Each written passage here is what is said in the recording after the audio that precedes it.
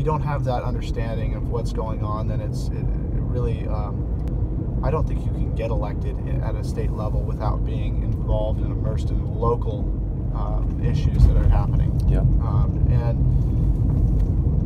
so that's what people care about, because that affects their daily life. Anyway, our campaign is run predominantly on a public safety platform. Okay.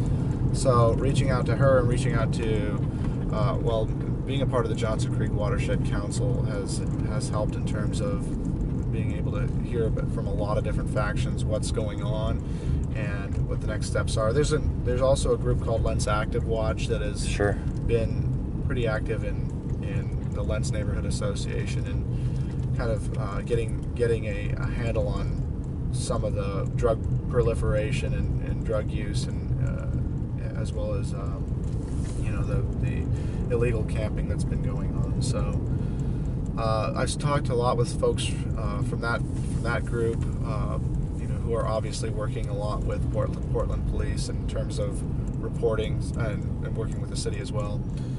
A lot of that issue and handling that issue has to do with knowing which organization to reach out to, because there are so many different players involved.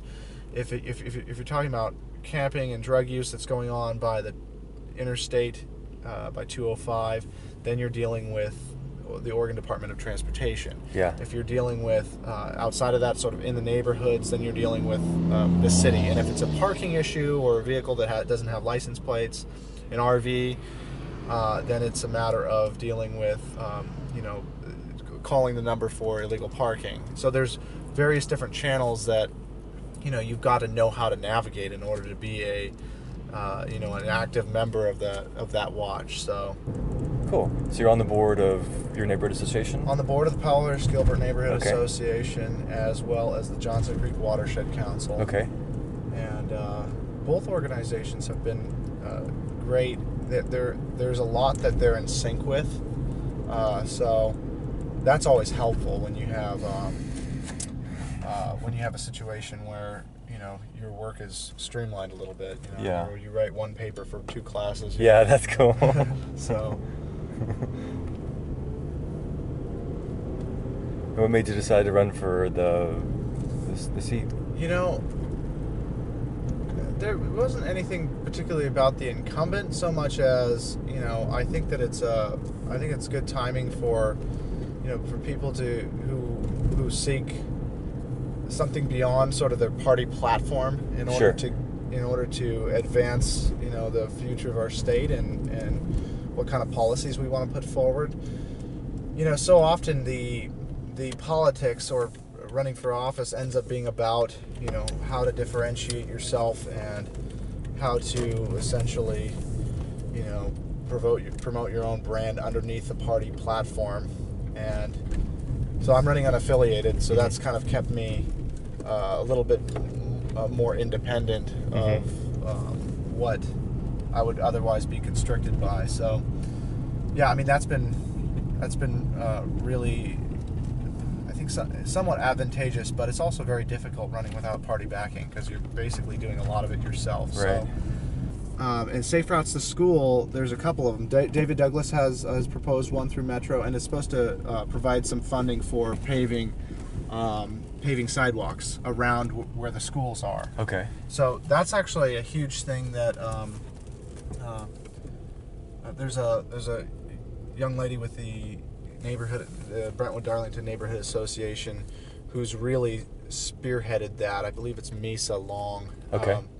Who's spearheaded bringing in these funds from Metro, or at least promoting that to try to obtain the funds. So there's petitions going around on that behalf. I mean, I think Metro has somewhere in the vicinity of $30 million to spend on some of these projects, and one of them, there's 2 actually in the district. One being Safe Routes to School here for this area, Brentwood Darlington, and the other one being Clackamas Town Center, a route that runs east-west all the way to I believe the Willamette River. So kind of provide a little bit more pedestrian and bicycle access to Clackamas Town Center. Sure, cool. So, and then David Douglas School District is a portion of it is in our is in District 48 as well, but a portion of it's in District 48 as well. But the the principal schools lie outside of the district. But safe routes to school is being proposed there as well.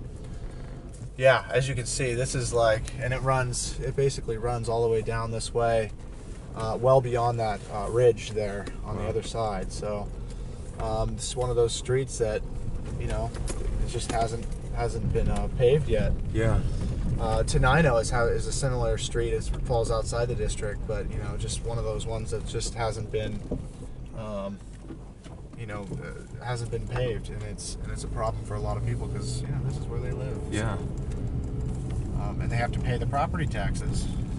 So anyway, not to point out the obvious. Yeah, that's a good point.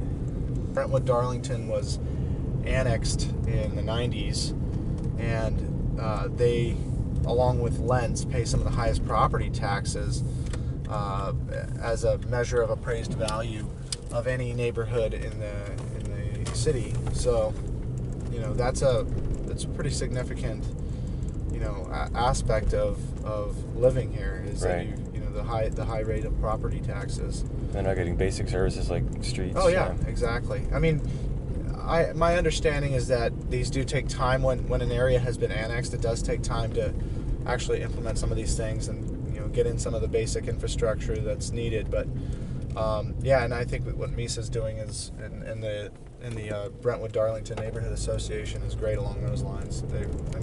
That's where a lot of this activism and a lot of the generating money for projects comes from, which is great because it is so locally sourced. Sure. There's a lot more knowledge about what's actually needed from a neighborhood association than, say, for example, coming from the city.